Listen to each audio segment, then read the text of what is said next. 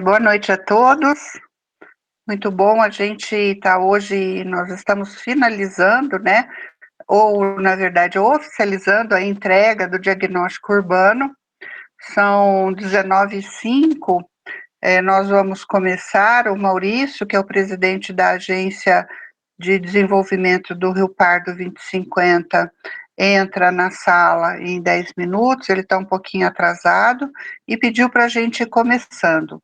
Então, hoje a reunião vai ser a apresentação do diagnóstico urbano, que vocês já receberam a semana passada, né?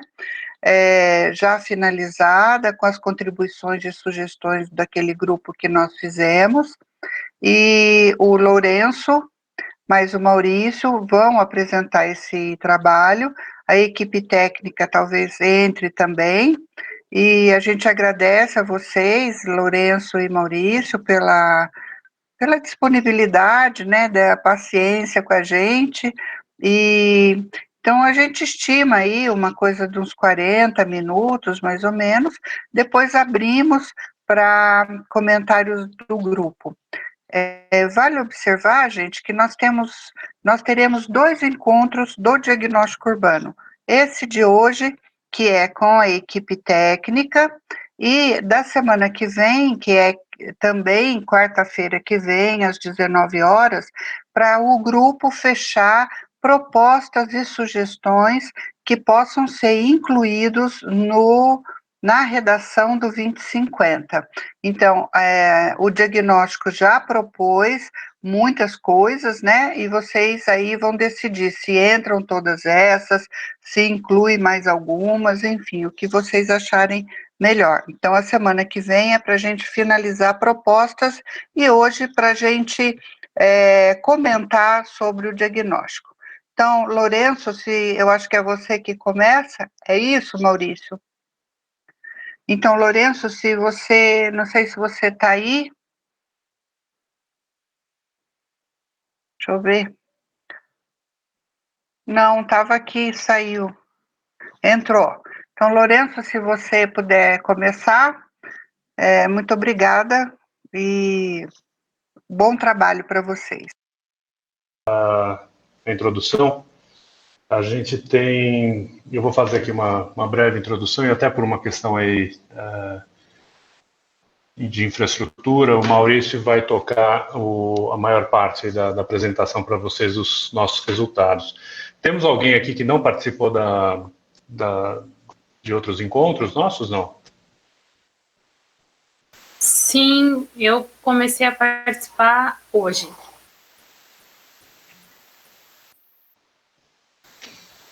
Muito bem. Sim. Todos me ouvem? Perfeito. Vou começar, então, peço desculpas aí pelas questões técnicas. Então, vamos apresentar aqui o diagnóstico urbano que foi feito a São José do Rio Pardo. Esse trabalho começou no comecinho desse ano e a gente quer apresentar para vocês o resultado final. A nossa equipe tem um diferencial de misturar pessoas que têm diferentes abordagens das questões urbanas, seja arquitetos que trabalham exatamente com intervenções sociais, seja pessoas que estão bem vidas com de organização de materiais e a parte de design também, que a gente entende que uma coisa fundamental nesse trabalho é ter boa visualização, boa legibilidade das informações. Nós contamos também com a Urbit, na figura de seus fundadores, que trabalharam com a gente para viabilizar alguns suportes tecnológicos para a gente conseguir fazer esse trabalho de uma maneira inovadora. A gente vai falar um pouco mais dessas questões um pouco mais para frente. A nossa introdução, muito breve, é só para a gente entender como a gente viabiliza as questões que nós sonhamos para a cidade e como construí-las. A dificuldade é sempre trazer do plano das ideias para o mundo concreto. A gente entende que esse processo de transformar os sonhos e as ideias em realidade implica planejamento, implica pensar, diagnosticar a situação, olhar para elas, começar a fazer propostas para elas, planos que incluam como essas ideias, essas visões de futuro vão ser viabilizadas, pensar as fases e as estratégias para colocar as nossas ideias em marcha e, acima de tudo, engajar a população. A gente repete regularmente que a atividade de planejamento urbano jamais pode ter uma abordagem estritamente técnica. Ela é, sim, uma abordagem social, um trabalho social, que implica processos que envolvam a comunidade e seus tomadores de decisão, os seus atores sociais, para que eles entendam e sintam e saibam que o processo de planejamento é também deles, que eles fazem parte e que aquele plano não é de cima para baixo, ele é construído de maneira horizontal. Então, a gente entende que para poder trabalhar na viabilização dos sonhos para as cidades, a gente tem que entender direito qual é a questão daquela cidade, ou quais são as suas questões. Para isso que serve exatamente essa etapa que a gente está aqui apresentando, que é o diagnóstico. Estamos tentando entender as dinâmicas urbanas. Posteriormente, nos próximos passos das etapas de planejamento que o município vier a tomar, vai ser fundamental ouvir a população, ouvir seus atores sociais, para poder visualizar todos juntos o futuro desejado e planejar. Planejar é basicamente isso. A partir de uma visão de futuro, imaginar qual vai ser o caminho e as estratégias para se chegar lá. E daí, a partir dessa reflexão, agir. Existem diversos instrumentos para a gente poder trabalhar a cidade, especialmente as legislações, os planos, mas o ponto aqui é a gente ter muito claro que o município de São José do Rio Pardo tem agora um primeiro instrumento, que é esse diagnóstico, uma primeira compreensão e uma primeira reunião de informações. Essa questão da reunião das informações parece trivial, mas não é. Grande parte do nosso esforço foi juntar informações que estão dispersas na prefeitura, em outros órgãos públicos de levantamento de dados, e tentar juntar isso. Essa é a grande contribuição que a gente entende que o trabalho pode oferecer ao município. Esse diagnóstico é feito para quem, então?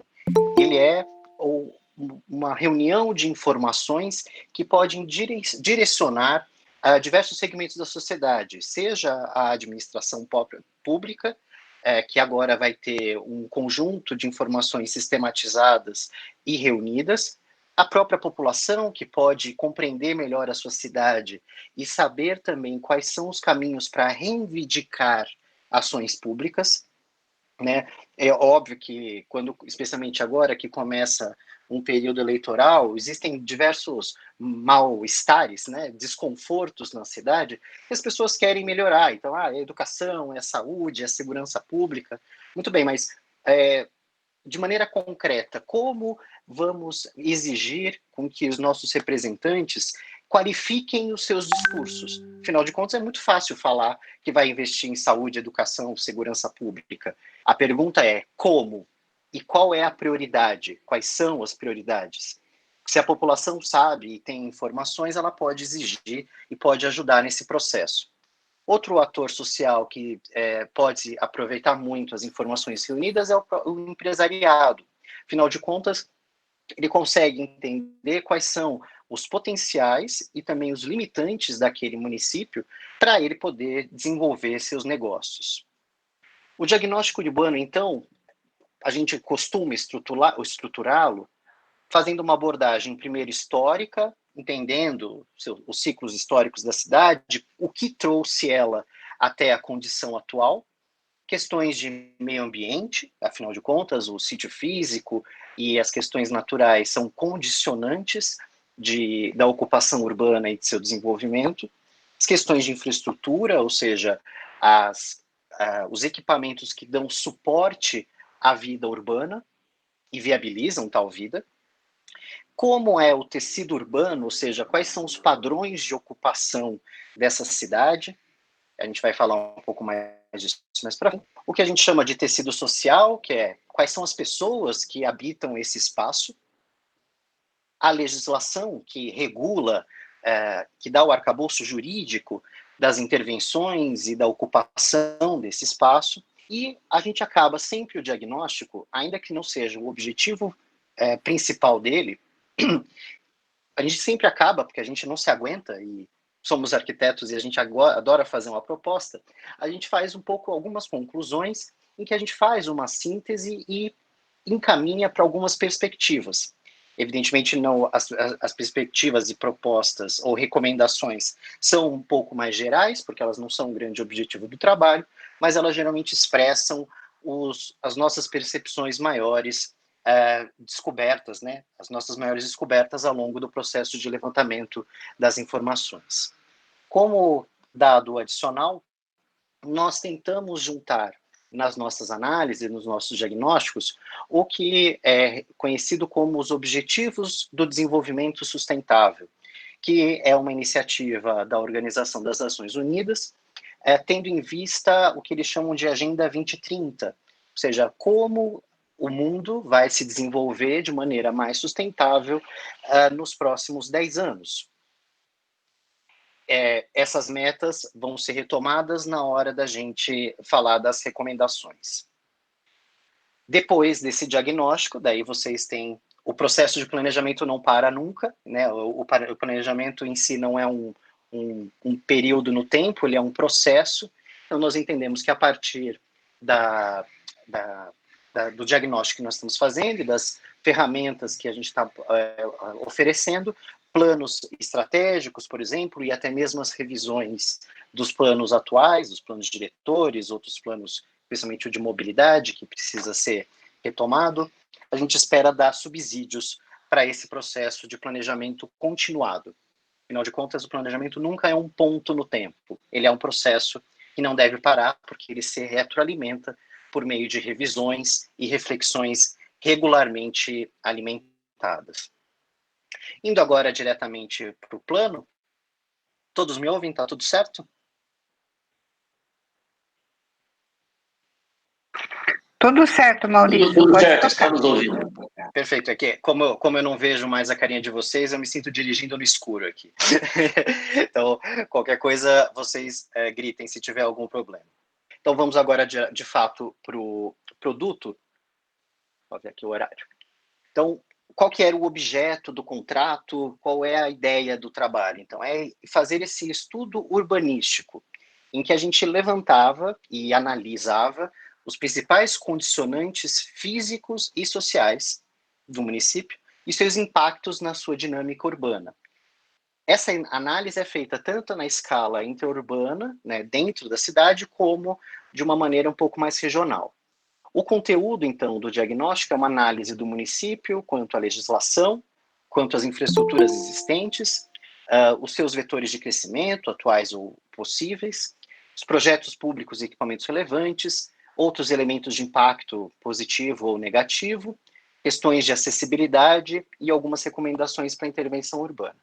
Como eu já frisei, a ideia não era elaborar um plano, sim um diagnóstico, ou seja, um material que permita leituras estratégicas para poder encaminhar processos futuros de planejamento mesmo, seja na revisão do plano diretor ou outras decisões do município.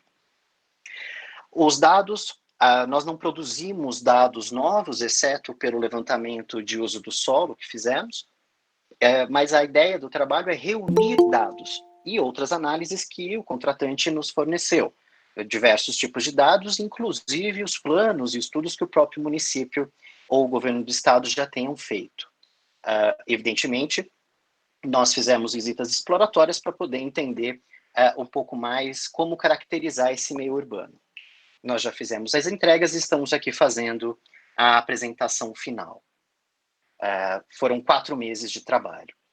A metodologia para poder executar esse diagnóstico tem, regra geral, para fins didáticos, 4 grandes fases, que são encadeadas, ainda que eventualmente se encavalem um pouco, como é normal no encadeamento da maioria dos projetos. Então, a gente tinha uma primeira etapa, que era o próprio levantamento de dados, seja os da prefeitura, seja de outras fontes oficiais. Conversamos com funcionários e representantes da prefeitura, pesquisas bibliográficas gerais, vimos a legislação municipal e fizemos levantamento de campo. Essa foi uma parte bem trabalhosa, bem extensa, que a gente queria entender qual era o uso, ou seja, qual era a atividade que existia em cada um dos lotes da cidade. Queríamos entender também como era o padrão de ocupação desses lotes, qual era o número de pavimentos, a área ocupada da edificação, a área total, para a gente entender qual era os padrões construtivos da ocupação do município. E também tínhamos fotos aéreas. A partir desse levantamento, há uma etapa que é bem intensa de trabalho, que é a parte de tratamento dos dados. Por quê? Nós trabalhamos com o que a gente chama de informações georreferenciadas. É um termo feioso, mas é quando a gente trabalha com um mapa que está referenciado no globo. Isso serve para que a gente possa sobrepor informações. Quando a gente trabalha com o arquivo DWG, por exemplo, que é um arquivo do CAD, né, dos softwares de desenho de engenharia e de arquitetura, eles não têm essa informação da localização no mundo onde estão aqueles dados, onde estão aquelas ruas, aqueles equipamentos públicos.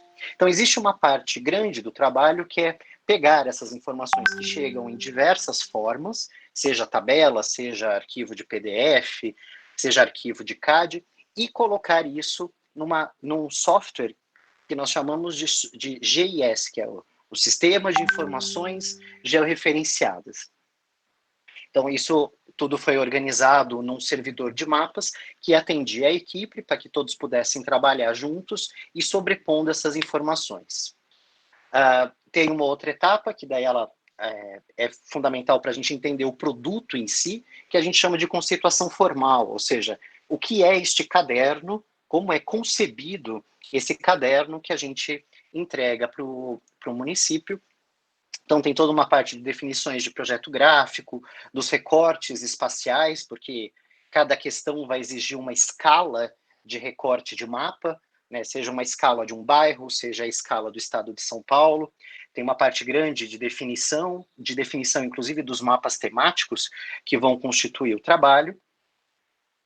E, finalmente, a execução do conteúdo final, com a produção de mapas, textos, análises e rendições. Aqui tem só um aperitivo dos tipos de dados que nós levantamos, e alguns conseguimos, a maioria conseguimos, da prefeitura. E aqui são exemplos dos tipos de dados em mapas que nós recebemos. Então, há mapas que vieram em PDF ou em CAD, que eram plantas de aprovação, ou mapas do plano diretor. Tudo isso nós georreferenciamos nessa etapa de tratamento de dados. Então, a gente pode sobrepor com foto aérea, e daí cada elemento desse mapa para cada elemento é atribuída informação de localização, de tipo de lote, por exemplo, ou do tipo de construção que tem no lote. É uma etapa bem intensa de trabalho, mas que é fundamental para a gente ter uma qualidade posterior nos mapas que são resultantes do trabalho. Essa aqui é um exemplo do software que nós utilizamos, ele se chama QGIS, é um software muito interessante, inclusive porque ele é de acesso livre, qualquer pessoa pode baixar de graça e usar as camadas, né, que nós chamamos de layers, como está sendo apresentado aqui, né, tem córregos, rios, rodovias, cada uma dessas linhas é um layer, ou seja, uma camada que pode ser adicionada ou retirada do mapa para gerar uma visualização de alguma questão específica. A partir, então, da construção desses layers, dessas camadas, nós vamos construindo a cartografia de acordo com o que nós queremos mostrar. Então, eu posso juntar, por exemplo, no canto superior direito, o perímetro urbano. No superior esquerdo são as quadras. No inferior esquerdo, eu já adiciono os rios, eu já havia adicionado os rios e as áreas verdes e as áreas de várzea. Posso adicionar uma outra camada, que são as curvas de nível. Então, eu vou construindo, sobrepondo essas camadas de mapas para poder gerar visualizações que facilitem a compreensão pelo meu leitor do que acontece no seu município, de acordo com diferentes temas e análises setoriais. Evidentemente, todo esse processo enfrenta diversas dificuldades por conta da incompatibilidade gráfica de arquivos, mas é uma parte grande do trabalho e a gente acha que é também, mais do que ser trabalhoso, é uma das maiores contribuições que a gente consegue fazer na realização do diagnóstico. Foi fundamental para nós, durante esse trabalho, nossa parceria com a Urbit, que é uma empresa de Big Data geoespacial. De novo, é um palavrão, mas a ideia da Big Data é uma quantidade enorme de dados que hoje nós temos acesso e que temos dificuldade de filtrar, né? Ou seja, da quantidade de dados que existem no mundo, como fazer recortes, como usar essas informações para finalidades interessantes. Então, a Urbit, por ter grande experiência em espacialização de dados, nos ajudou muitíssimo e organizou para nós, para o nosso trabalho, um servidor de mapas baseado na internet. Isso quer dizer que cada pessoa trabalhando no escritório, seja no escritório, seja depois que foi decretada a pandemia e a quarentena, pôde trabalhar de casa porque acessava essas camadas de informações espacializadas a partir de um servidor conectado à internet. Só para vocês terem ideia, cada uma dessas linhas nesse quadrinho no meio é um layer que era escolhido para poder fazer o mapa. E era escolhido e também podia ser editável. Então, foi uma parceria fundamental para nós. O conteúdo do trabalho é organizado em 7 capítulos, que são a análise histórica, os dados socioeconômicos, os dados ambientais, as redes de infraestrutura, os dados de urbanização, as questões da legislação urbanística e, finalmente, nossas conclusões e recomendações. Eu quero passar por cada um desses capítulos com vocês para ter um panorama dos mapas e das questões que foram abordadas e indicar algumas coisas que nos chamaram a atenção.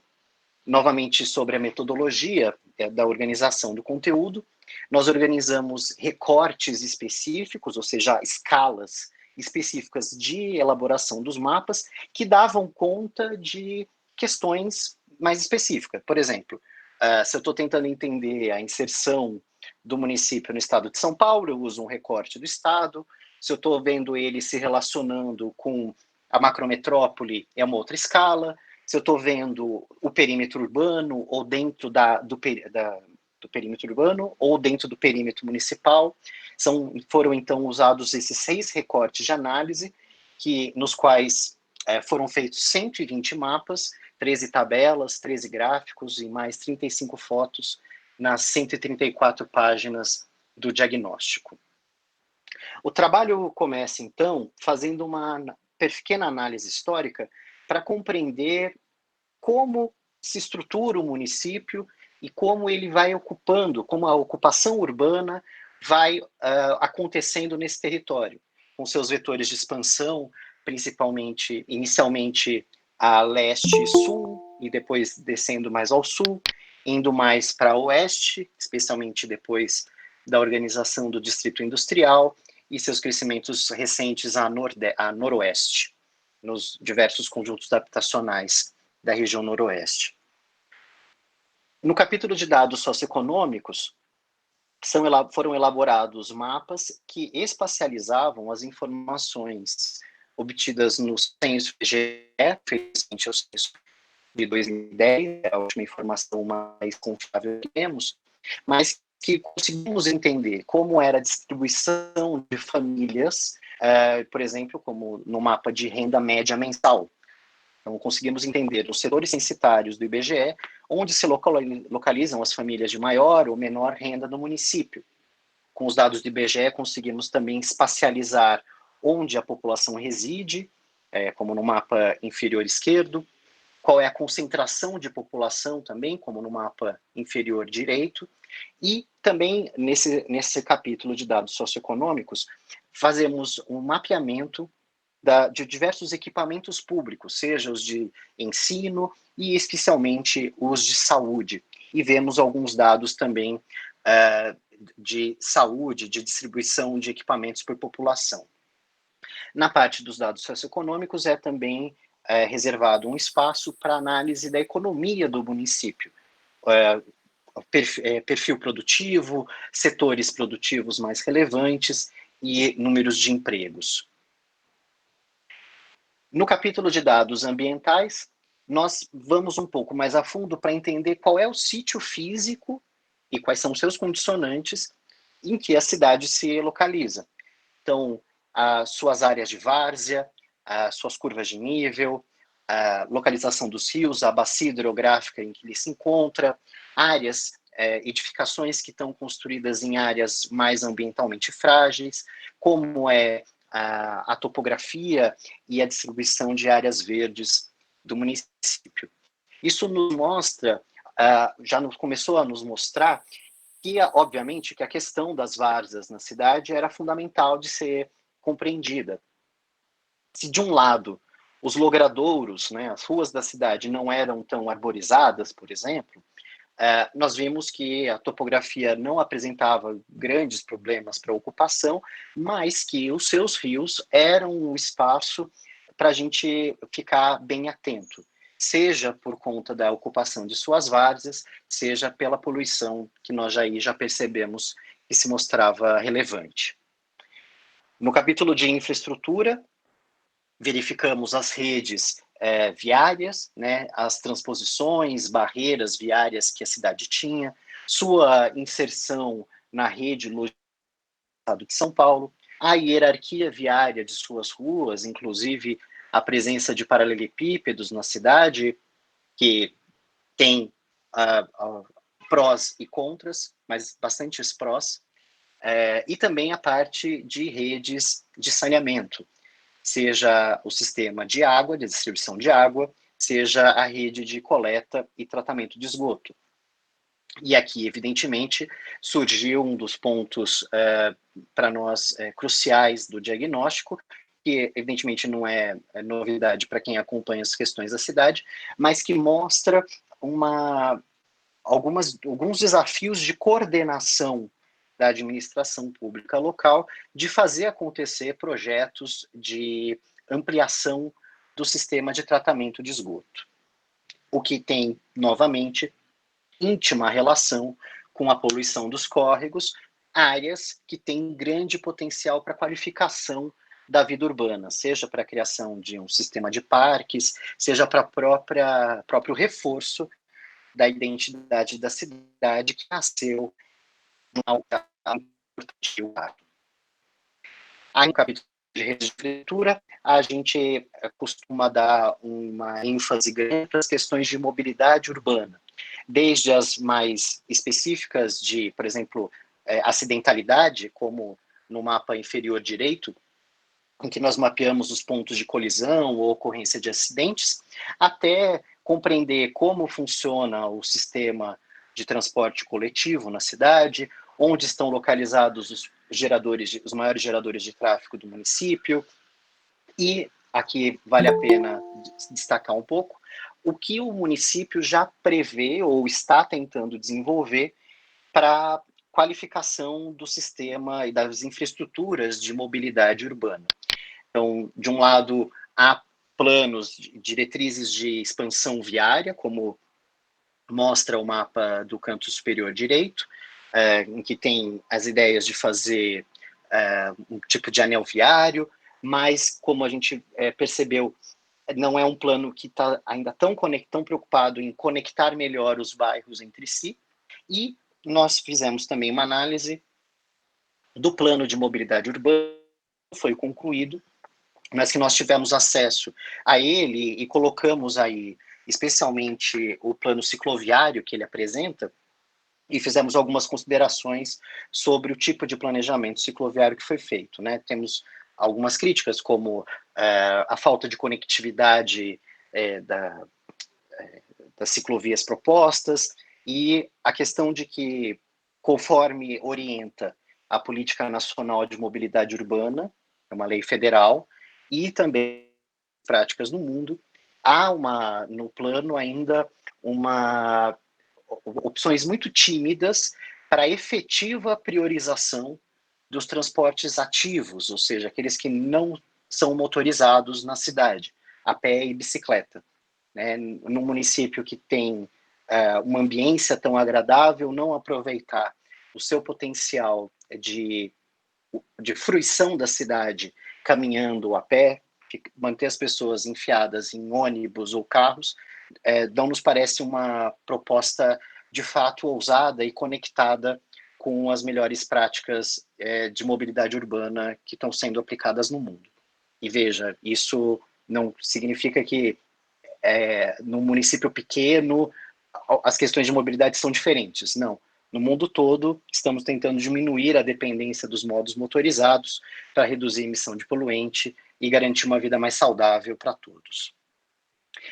A partir da análise das infraestruturas, nós fizemos alguns mapas que nós chamamos isócronas. São nomes bonitos, né? Latim, eu acho que é latim, ou é grego, agora me falhou. Mas que são as isócronas. Isócronas são curvas que têm o mesmo tempo, né? E mesmo cronos, tempo.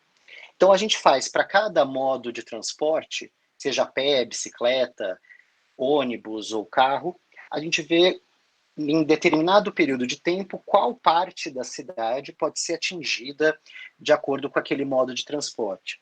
Isso é para mostrar, por exemplo, como uma bicicleta na cidade permitiria, com trajetos curtos, acessar grande parte das atividades urbanas. A gente usa, nesses casos, de maneira pré-definida, um ponto. Aqui a gente faz essas isócronas a partir da Câmara Municipal, elencada como ponto central, e vê como na cidade pode acontecer esses deslocamentos. A gente vê, por exemplo, que uma bicicleta teria, um intervalo de 15 minutos de pedalada, você conseguiria atingir muitos lugares. No caso do automóvel, óbvio que essa abrangência é maior, e a gente percebeu que, por conta do desenho das linhas de ônibus e pelo fato de elas não promoverem integração física e tarifária entre si, a gente tem essas isócronas muito vinculadas ao sistema atual de ônibus e mostra como é difícil conectar os bairros entre si, ou seja, de um bairro eu chegar a outro bairro usando ônibus. Eu tenho que fazer necessariamente uma integração não tarifada na área central. Já no capítulo de dados de urbanização, para nós a grande estrela é o levantamento do uso do solo. O que é, então, o uso do solo? É a verificação de qual é o tipo de atividade que acontece em cada lote da cidade e entender como isso se distribui no território. A gente faz isso para entender não só como é essa distribuição, mas onde falta equilíbrio na destinação das atividades urbanas. Então, esse é o mapa geral, em que mostra todos os tipos de uso do solo, mas daí nós fazemos também mapas específicos para mostrar, como esses aqui, para cada tipo de atividade. Então, no mapa central, vocês veem os lotes que são destinados ao uso residencial, e nos demais a outros usos, como institucional, comercial e serviços, as áreas que não têm ocupação e as áreas industriais. Uma outra informação que advém desse levantamento do uso do solo é o levantamento de ocupação do solo. Ou seja, aqui a gente não está olhando a atividade que acontece naquele lote, mas sim como a construção aconteceu naquele espaço.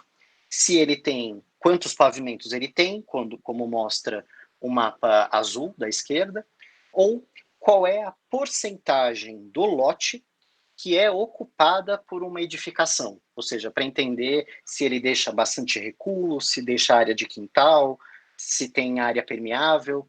Nesse mapa não analisa a área permeável, mas ele vê a área potencialmente permeável, entendendo qual é a projeção do lote. Isso é importante também para a gente entender qual é o tipo de cidade que é construído aqui. Se é uma cidade com mais verticalização, com menos áreas vazias, com menos espaço ou mais espaço entre as edificações.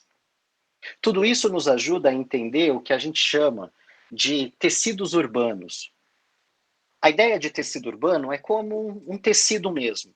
Existem tecidos, por exemplo, que são feitos de linhas mais grossas, um tecido de lã. Um tecido de seda, por exemplo, é feito com linhas mais finas. Numa cidade, uma cidade é uma grande coxa de retalhos composta de diversas partes de tecidos diferentes. Áreas que são mais residenciais ou mais industriais, que são mais esparsas, têm uma urbanização mais esparsa, ou áreas mais densamente ocupadas. Tudo isso vai nos ajudando a nos aproximar da cidade e entender suas questões. Uma outra parte desse capítulo de dados de urbanização se refere ao mapeamento dos diversos equipamentos urbanos que existem na cidade, seja os públicos, os privados, os vinculados a lazer ou a comércio, os equipamentos culturais, as igrejas. A gente gosta de fazer isso porque a gente, a partir desse mapeamento, entende quais são as porções da cidade que são mais dinâmicas, em que tem uma variedade maior de atividades acontecendo. Evidentemente, vocês vão ver aí que a área central é a que mais concentra equipamentos urbanos variados, e tanto variados quanto em quantidade. E a gente vê também como nas áreas mais periféricas essa oferta é mais reduzida e muitas vezes fica muito concentrada em equipamentos privados, né? Então é mais fácil nas áreas periféricas você acessar um mercado ou uma igreja, mas não vai encontrar, por exemplo, um equipamento cultural. Tudo isso nos mostra quais são as desigualdades espaciais que existem na cidade para poder encomendar políticas públicas. A partir de alguns desses equipamentos, nós vimos também como é a acessibilidade a eles. No caso do mapa da direita, nós mapeamos as instituições de ensino superior e vimos como, a pé, de bicicleta ou de automóvel, cada região da cidade consegue chegar nesses equipamentos andando 5 minutos, andando de automóvel, andando a pé ou de bicicleta. Isso também mostra como algumas regiões da cidade estão mais afastadas, mais segregadas do acesso a um equipamento que permite, por exemplo, o crescimento pessoal, crescimento de carreira, valorização dos profissionais. Aquele mapeamento dos equipamentos públicos e privados nos ajuda a mapear o que a gente chama de polos ou centralidades. Então, obviamente, nos círculos vermelhos, fica muito claramente demarcada a centralidade representada pela área central.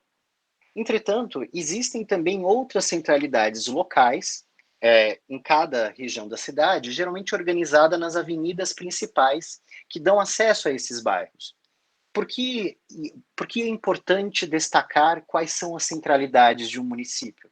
Porque geralmente é ali que, como são concentrados empregos e dinâmicas econômicas, podem ser lugares especiais para a promoção de projetos do nível da rua, ou seja, melhorar a calçada, melhorar a drenagem. São lugares que são muito movimentados, ou seja, as intervenções aí feitas vão ter um impacto grande, pois vão afetar positivamente muitas pessoas que aí circulam para suas atividades cotidianas.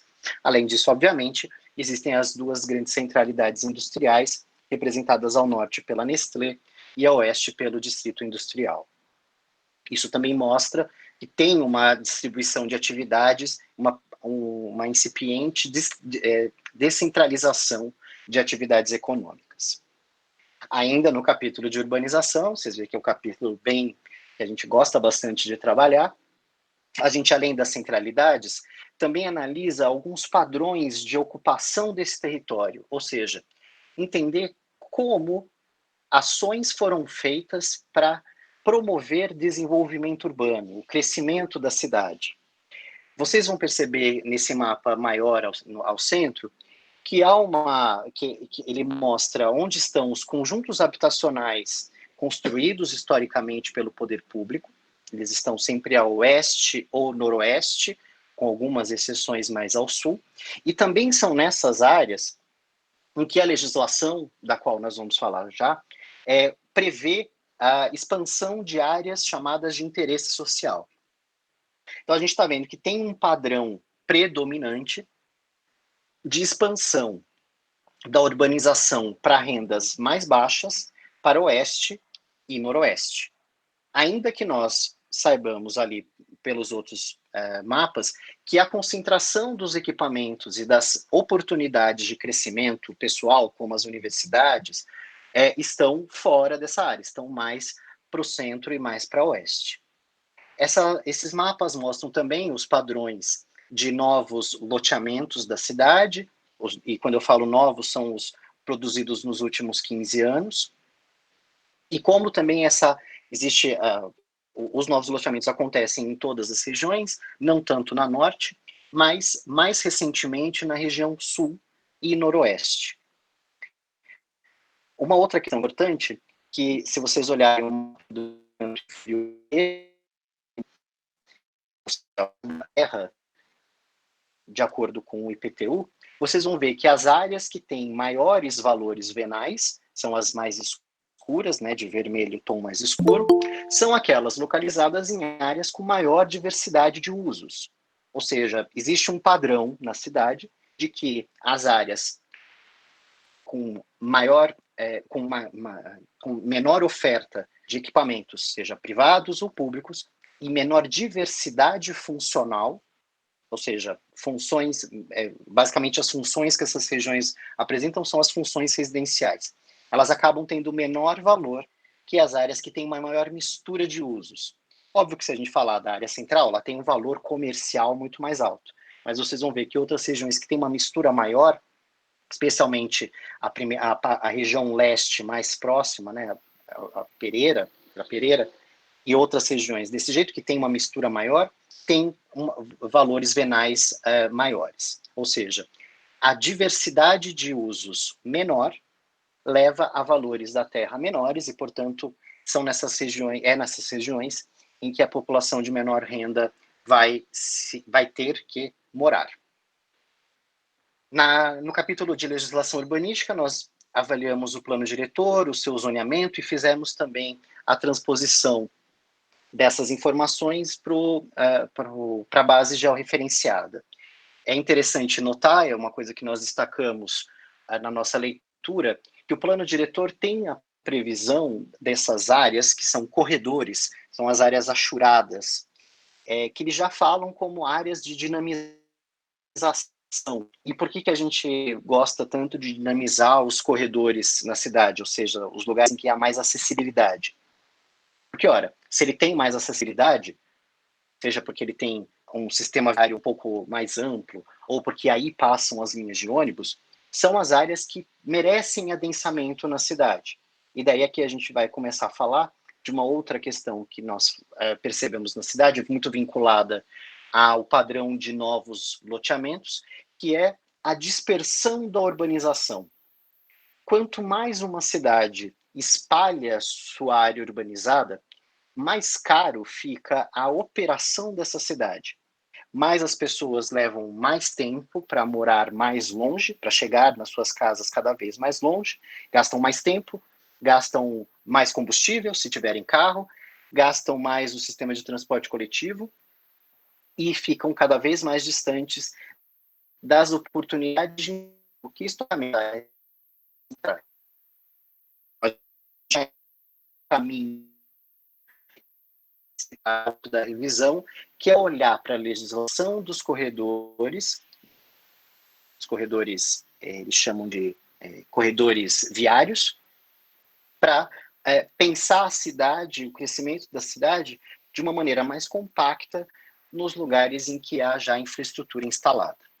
Nós mapeamos também outras questões de legislação urbanística, como as zonas de cobrança de IPTU, e, além disso, os bens já tombados ou em análise para tombamento ou de interesse histórico da cidade, para fomentar isso, até porque a cidade tem uma ambiência muito agradável, que merece ser valorizada, especialmente na área central, e o patrimônio é basicamente a identidade de um município, que merece ser preservado pela memória de todos.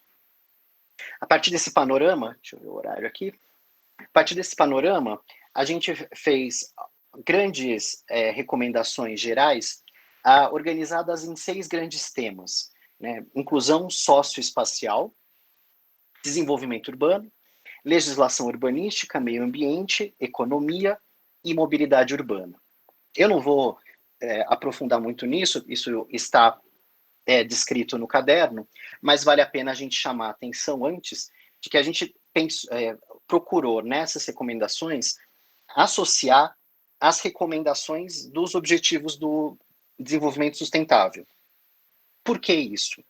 Não é só porque é bonito, é porque a gente entende que a cidade vai correr atrás agora de financiamentos ou de auxílios técnicos para desenvolver suas ideias.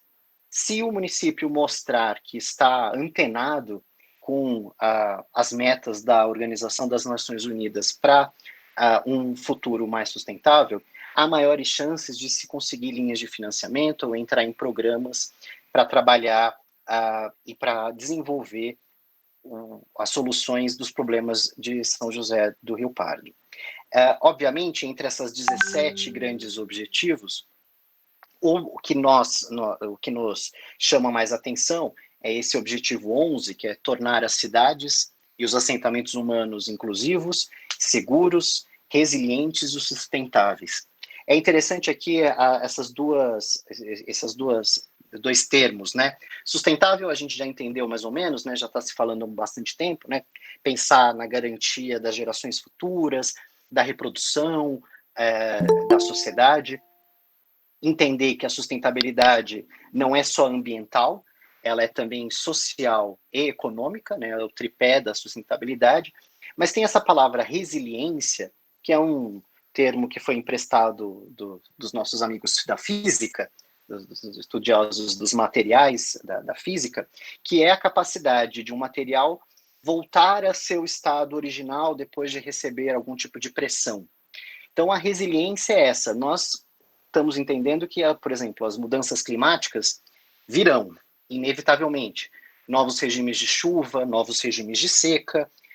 Como a cidade vai enfrentar períodos que vão ser cada vez mais de problemas mais agudos e não quebrar, né? Não conseguir suportar e passar as crises. Estamos vivendo um momento de crise agora que nos exige essa resiliência, né? Como a gente se protege nesse momento de crise para poder, quando a crise passar, voltar. Além desse objetivo, a gente também chamou atenção para esses outros que eu destaquei aqui, como promoção de vida saudável e bem-estar para todos, e daí nisso a ênfase, a qualificação ambiental e dos espaços públicos é fundamental, assegurar a educação inclusiva, e daí a gente está vinculado à preocupação de garantir a presença de equipamentos públicos, especialmente os culturais, nas áreas mais periféricas, a questão das infraestruturas e da industrialização, que seja sustentável e inclusiva e inovadora, a redução das desigualdades, e no caso do planejamento urbano a gente está preocupado com o que a gente chama de desigualdade socioespacial, ou seja, é uma desigualdade que se apresenta não só nas características da sociedade, mas também de onde ela se localiza no espaço do município, né? Quais periferias são as que abrigam as populações socialmente mais frágeis? A questão das mudanças climáticas, e daí eu repito a questão do rio da cidade, a manutenção de suas várzeas, garantia de área permeável, de drenagem e a promoção de ecossistemas terrestres e até o seu uso sustentável. Com essas grandes ideias em mente, os 6 grandes temas de inclusão, de recomendação, perdão, incluíram, então, no caso da inclusão socioespacial, uma melhoria das conexões dos bairros entre si e ao centro, para facilitar a movimentação, a circulação das populações e acessar as oportunidades de crescimento pessoal e acesso à educação e à saúde, dado que esses equipamentos hoje não se encontram tão abundantes em alguns bairros. Também estudar quais são as carências de cada região, recomendamos que se faça um estudo para ver quais são as carências de equipamentos, para poder direcionar a priorização do investimento público. A gente sabe que não há os fundos públicos são um saco com fundo, né? Não é um dinheiro ilimitado. Então, como priorizar as ações? Entendendo a carência de cada região, esses recursos podem ser mais bem aplicados. E, tendo em vista o processo histórico de segregação espacial das populações de menor renda para oeste e noroeste, que foi historicamente feito pela construção de habitações sociais lá, mas segue hoje na legislação como uma diretriz, dada a localização das áreas especiais de interesse social previstas no plano diretor. Também recomendamos essa revisão para tentar trazer espaços de habitação social para áreas mais centrais, porque há espaço para isso. Do ponto de vista do desenvolvimento urbano, nos chamou a atenção, como eu já disse, o espraiamento da urbanização, a insistência de loteamentos cada vez mais distantes, de baixa densidade e de baixa diversidade de usos, ou seja, são cada vez mais novos bairros dormitórios sendo feitos cada vez mais longe. Para enfrentar isso, nós recomendamos uma revisão do perímetro urbano, do zoneamento e a avaliação de estímulos para a ocupação intraurbana, ou seja, adensar áreas já dotadas de infraestrutura e próximas à área central. E vejam que isso não quer dizer que estamos recomendando verticalização, não se trata disso. Se trata de que há outras formas densas, também que permitem uma concentração de pessoas, mas que garanta a ambiência urbana que a cidade desejar e que decide coletivamente. E, nesse sentido, os corredores viários já previstos pelo plano diretor podem receber grandes estímulos para concentrar a ocupação futura, né, o crescimento da cidade nessas áreas. Recomendamos também estímulos para aumento dos usos não residenciais nos bairros que hoje são dormitórios. A questão do patrimônio histórico também nos pareceu muito relevante pela ausência da institucionalização da gestão e da valorização desse patrimônio atualmente. Então, é um tema que tem que entrar na agenda governamental, com a organização de instituições para isso, seja conselhos, seja um órgão de reflexão do patrimônio, e, como eu já adiantei, na avaliação de estímulos para ocupação, enxergar nesses eixos, nos eixos dos corredores viários, o grande potencial que tem para qualificação e adensamento. No tema econômico, nós entendemos que a cidade já tem uma grande vocação, não é só vocação, já é real, né? A questão da indústria alimentícia e o agronegócio. Entendemos que são temas que realmente têm tudo a ver com a cidade, especialmente pela localização estratégica dela no estado de São Paulo.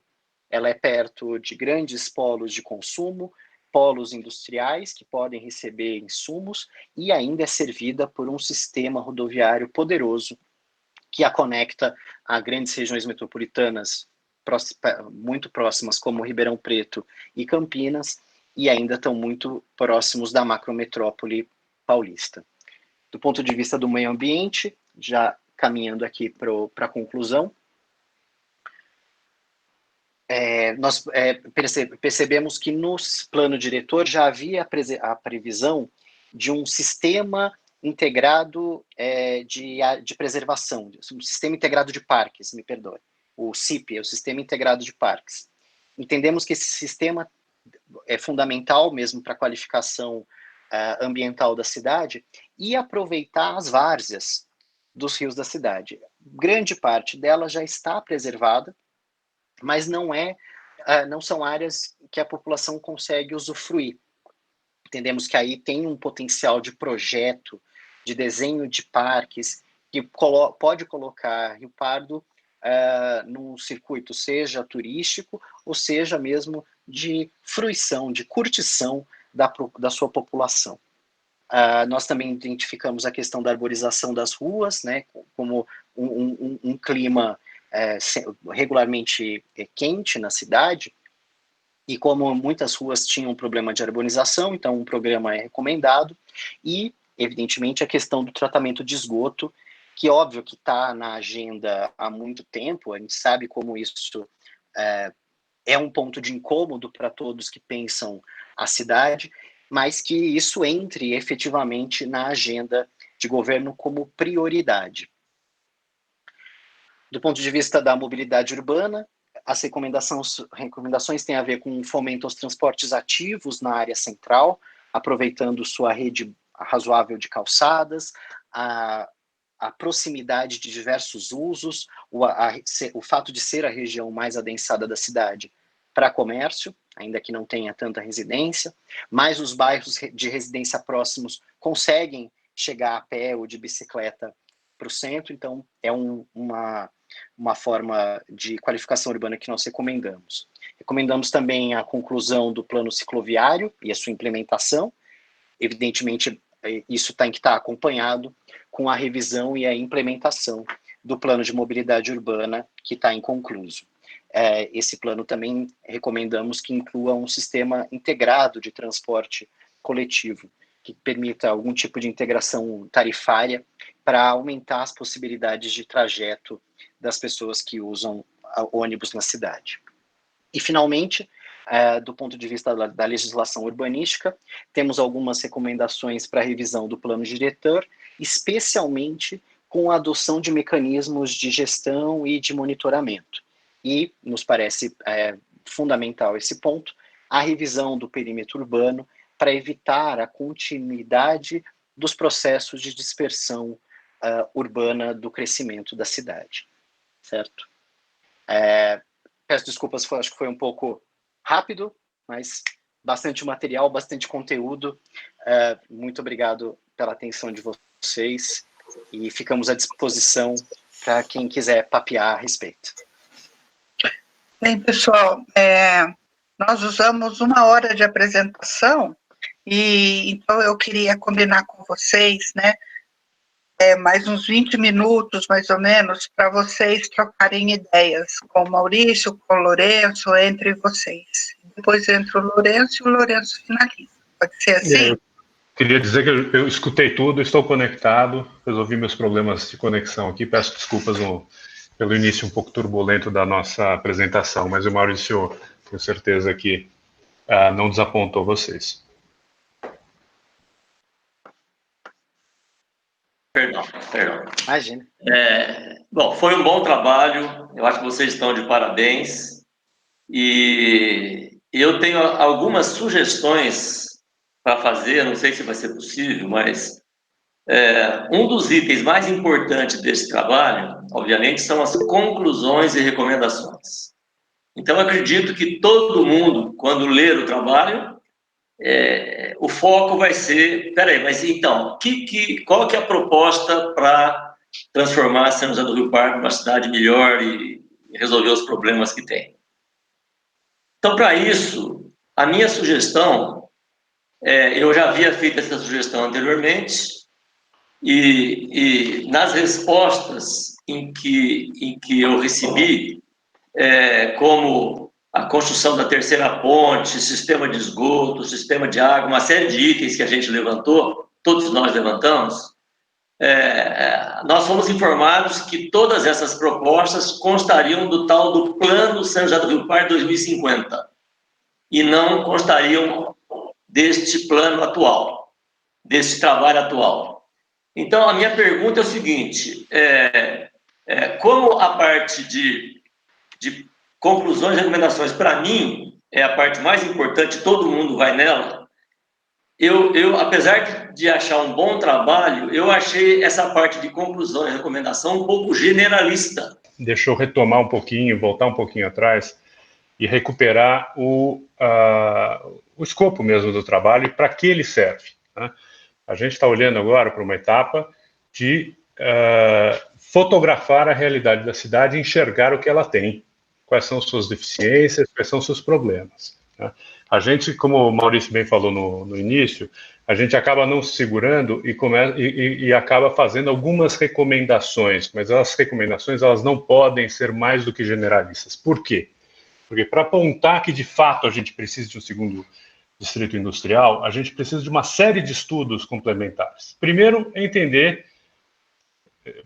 mas entre eles, por exemplo, entender se existe demanda para isso. Entender se existe infraestrutura adequada para isso.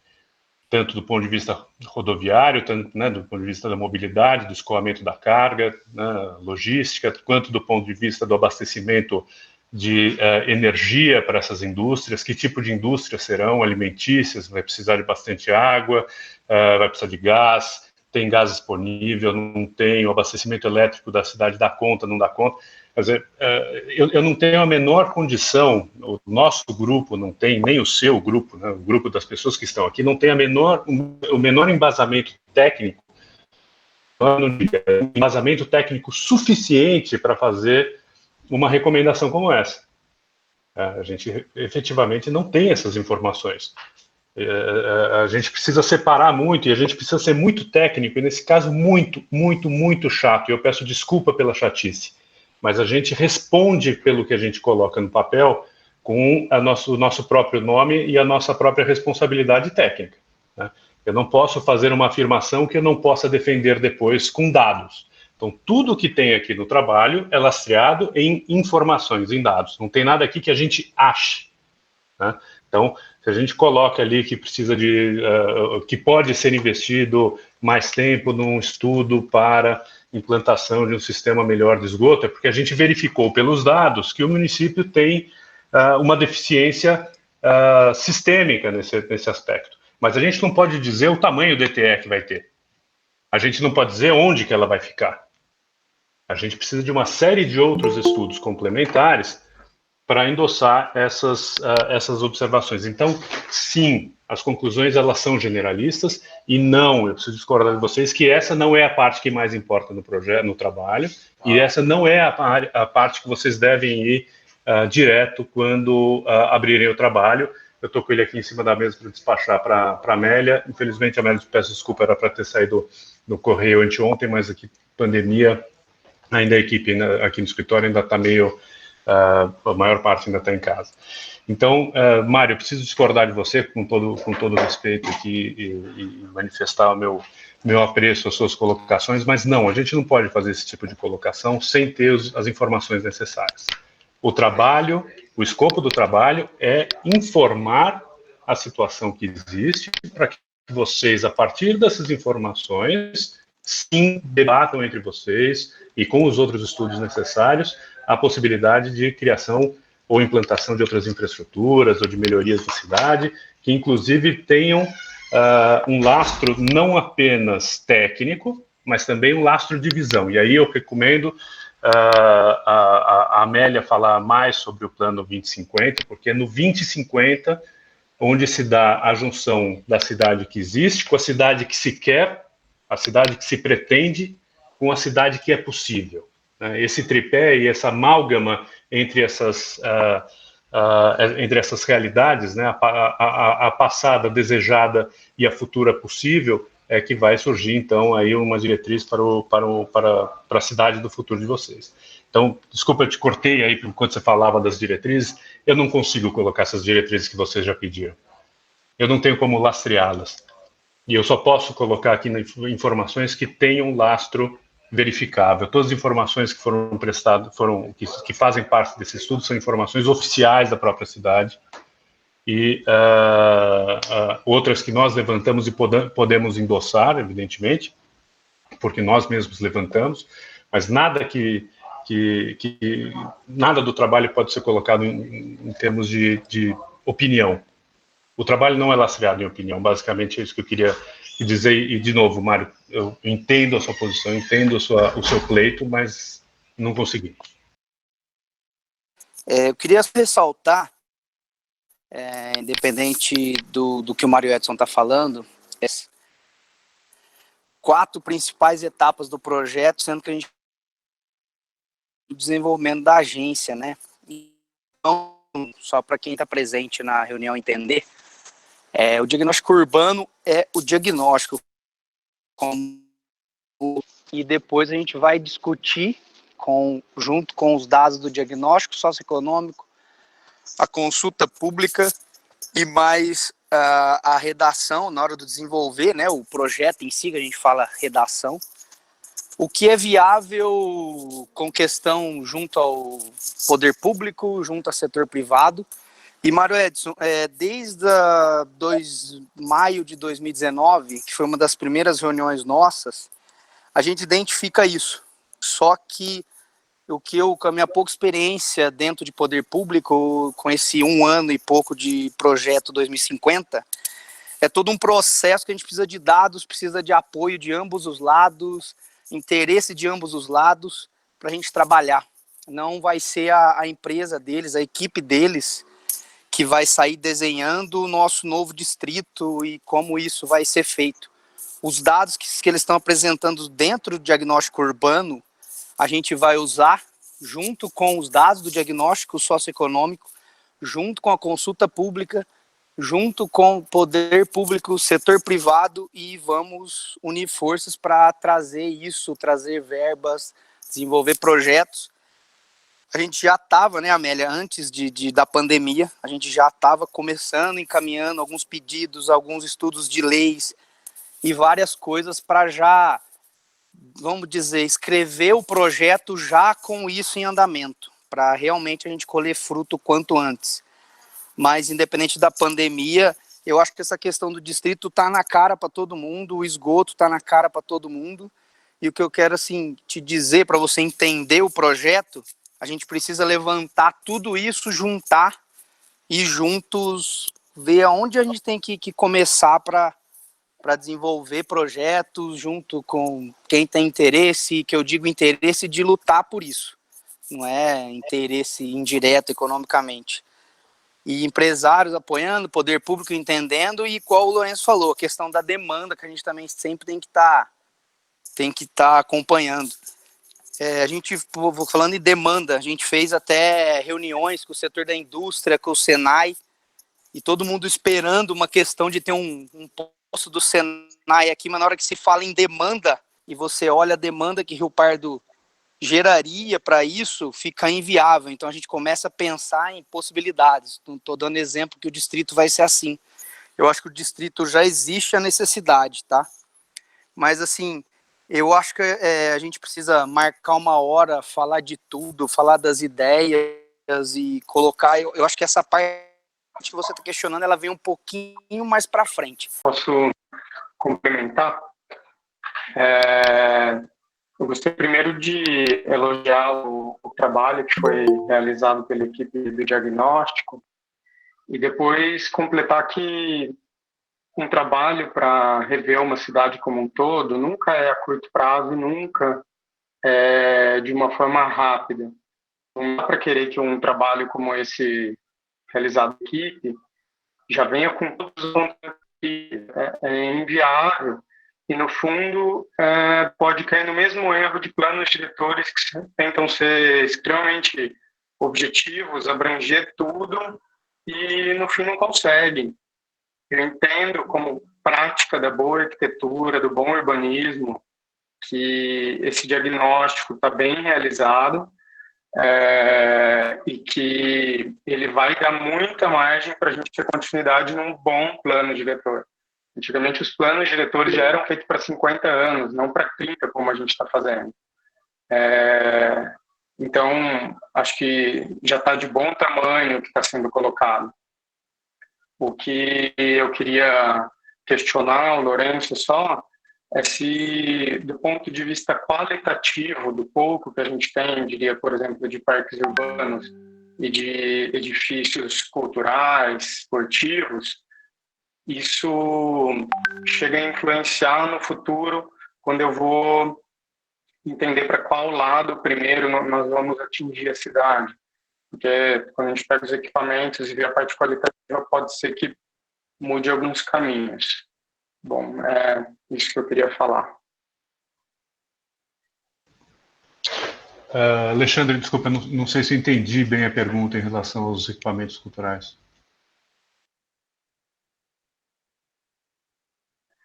É que a cidade, se você pegar, tem uma distribuição que o Maurício apresentou no começo, né? Mas a cidade até que tem bastante equipamento esportivo e cultural, em porcentagem, assim, acredito eu. Só que quando a gente pega, do ponto de vista qualitativo, a situação que estão esses edifícios, zeladoria e tudo mais, isso pode pôr abaixo o que está representado em um mapa como um ponto, entendeu? Como quantidade.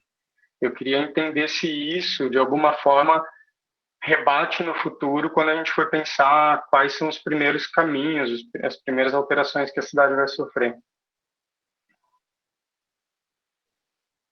Olha, sem dúvida, eu vi o Maurício ali abanando a cabeça também, acho que ele vai ter alguma coisa para dizer, mas eu acho o seguinte, essa primeira análise aí, que é o que responde aí como diagnóstico, ela se lastreia em dados, como eu falei, né? Então a gente tem aí os dados para conseguir avaliar a situação sob esse ponto de vista.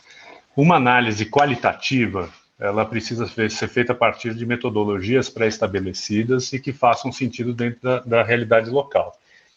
Esse tipo de estudo, que não faz parte do escopo do nosso trabalho, ela precisa e poderá ser implementada nos mais diversos segmentos aí dos equipamentos públicos da cidade. Então, uma análise, por exemplo, não apenas quantitativa, mas qualitativa do atendimento médico, por exemplo, precisa ser realizada, precisa. Dos equipamentos educacionais também, do de lazer e de esportes, como você mencionou, também.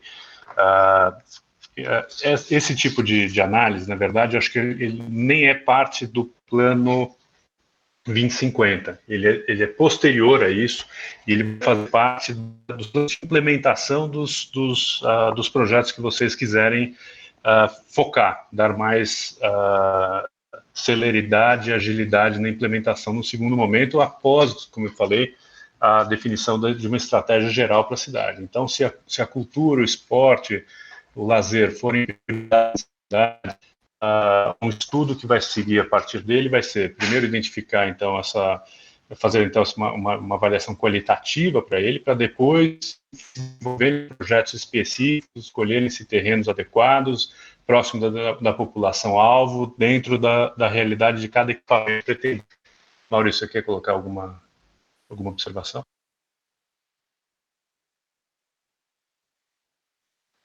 Liguei o microfone. O Alexandre, na outra conversa que a gente teve aqui no grupo, tinha chamado a atenção para essa questão da qualidade dos equipamentos. E daí tem duas coisas que vale a pena compartilhar. A gente recebeu, nesse processo de revisão, um levantamento adicional de área de lazer, que era a base, que foi o trabalho de uma tese de doutorado do Rafael Cossian. E no que eu recebi essa base, fui olhar, né, ele era uma base já inclusive no Google Maps, e eu falei, nossa, como é que a gente não tinha recebido da prefeitura, era, por exemplo, quadra poliesportiva, coisas do gênero. E curioso que sou, fui ver no Google Street View, infelizmente não consegui ir para ver, e vi o estado de algumas quadras poliesportivas. Quer dizer, chamar de quadra poliesportiva um terreno baldio não é razoável. O ponto é, do ponto de vista do planejamento mais macro, legal que existe uma terra pública já direcionada ao lazer. Isso é um passo nas políticas urbanas. O próximo passo, certamente, Alexandre, é daí fazer um levantamento de falar, pera um pouco, como essas áreas estão desempenhando o seu papel. Tem algumas partes da cidade que nem isso tem, nem tem uma terra pública destinada ao lazer ou à área verde. Então, o desafio é outro. Cada região da cidade vai ter, então, o seu desafio. A ideia, então, de entender qualitativamente isso seria isso. Mas na nossa escala aqui de análise, a preocupação era qual é a distribuição de áreas públicas destinadas a lazer nas áreas, nos diferentes bairros da cidade. Como era essa distribuição? Notícia boa, existem de fato muitas áreas. Muitos bairros têm essas áreas. Próxima pergunta, qual é a qualidade?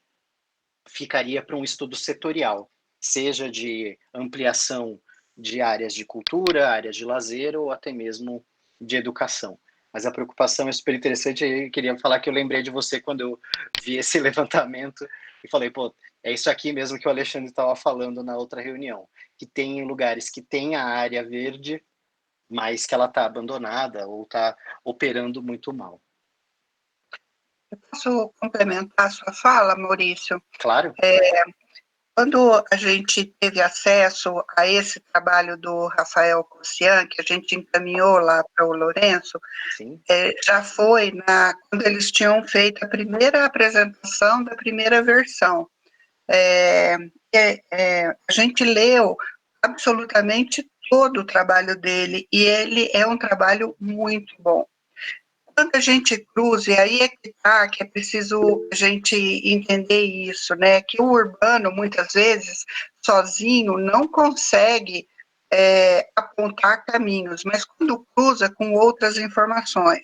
Então, a gente fez o inventário da juventude, onde a gente pergunta para a juventude o que ela acha da cidade, o que ela sente falta, o que ela propõe. E uma das coisas que vocês vão ver isso daqui umas 3 encontros, a tabulação da juventude. E um dos itens que aparece muito lá é a questão do esporte, do local que não existe, não tem local interessante para esse jovem praticar esportes. Então, quando você olha aquele trabalho do Cossian, você percebe isso. Existem, sim, locais, né, não o suficiente ou na quantidade diversificada, porque às vezes você tem uma quadra de futebol num bairro e no outro não tem, sabe? Tem bastante coisa, mas ela não mas a condição do cuidado com esses locais é muito pequena, né? Eles são quase, alguns não dá para usar. Então, quando a gente for redigir o 2050, nós vamos cruzar isso. Existem os locais, mas o jovem precisa desse local, mas esse local precisa ser mantido, reconstruído, alguns deles, porque lá está tudo fotografado. Então, isso vai entrar no projeto de curto, médio e longo prazo, né, a reconstituição dessas áreas, a reavaliação se ela é suficiente ou não, e a construção de novas, e a manutenção permanente disso. E, além do espaço físico, um programa de atendimento ao jovem lá naqueles lugares. Porque não adianta você ter uma quadra de basquete, por exemplo, e não ter o professor lá. Então, por isso que a gente fala que cruza o diagnóstico urbano, mostra onde está, o jovem fala o que ele quer, e aí o grupo focal fala como resolver essa questão. Se vocês quiserem, por exemplo, me pede no grupo focal para conhecer esse trabalho. Ele é muito interessante, eu repasso para vocês, tá?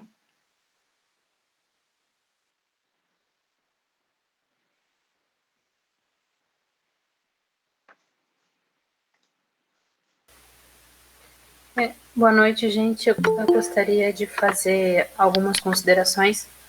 Estão me ouvindo? Conseguem me ouvir? Sim. Sim.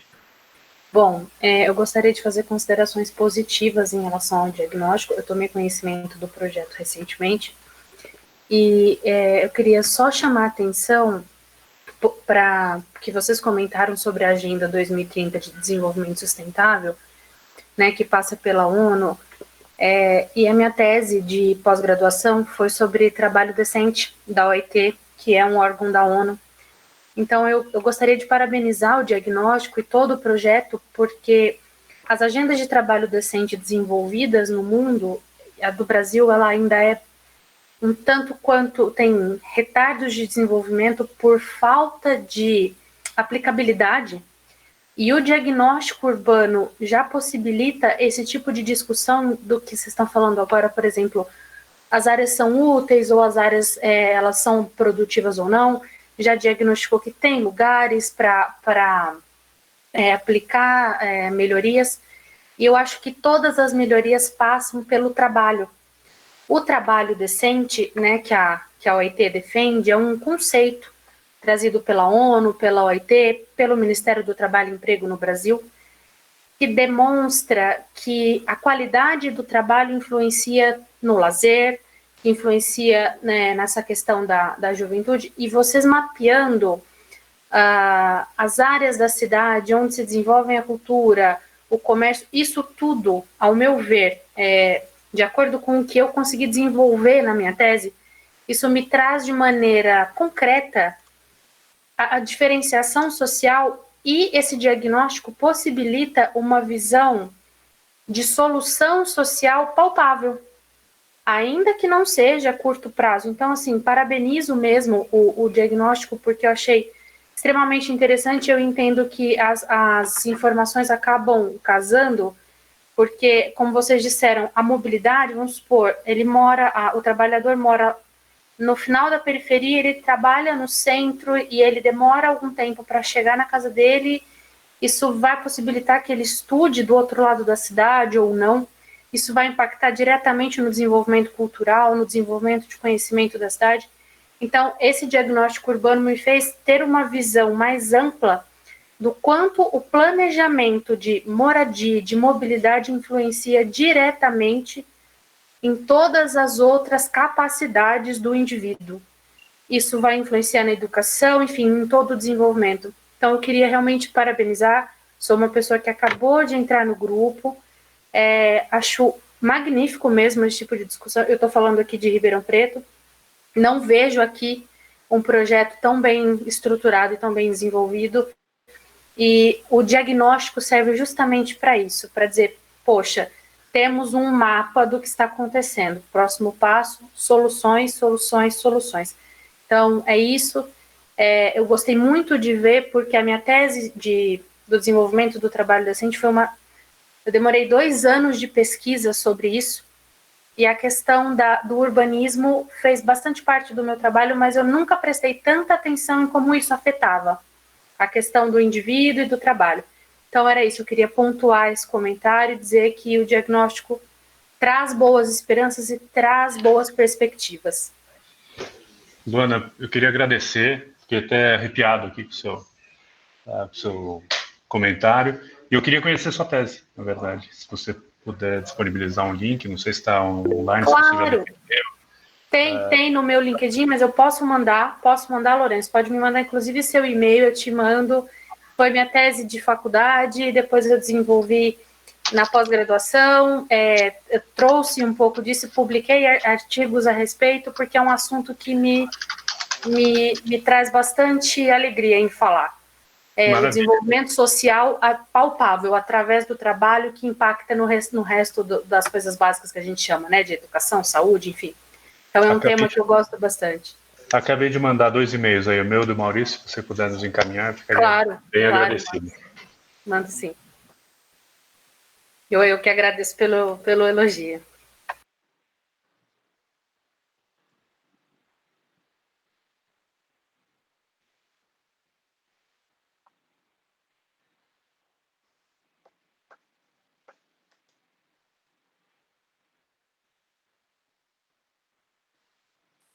Lourenço, você gostaria de finalizar a nossa reunião?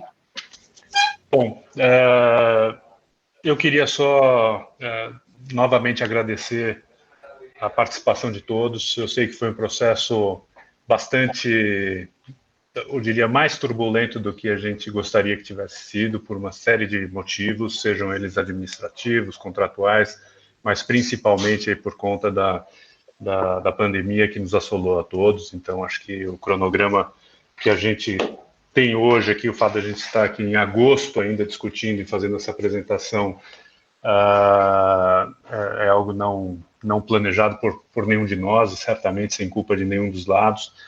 Mas, enfim, passamos pelas dificuldades todas. Eu acredito que vocês têm hoje, como a gente apresentou, uma ferramenta na mão para começar a discutir e planejar a cidade. Eu volto a insistir no ponto de que o papel do diagnóstico não é trazer soluções, não é apontar caminhos. Aquele último capítulo, de novo, ele é lastreado aí na nossa percepção a partir dos dados, mas o que importa desse trabalho para vocês são os dados que foram levantados.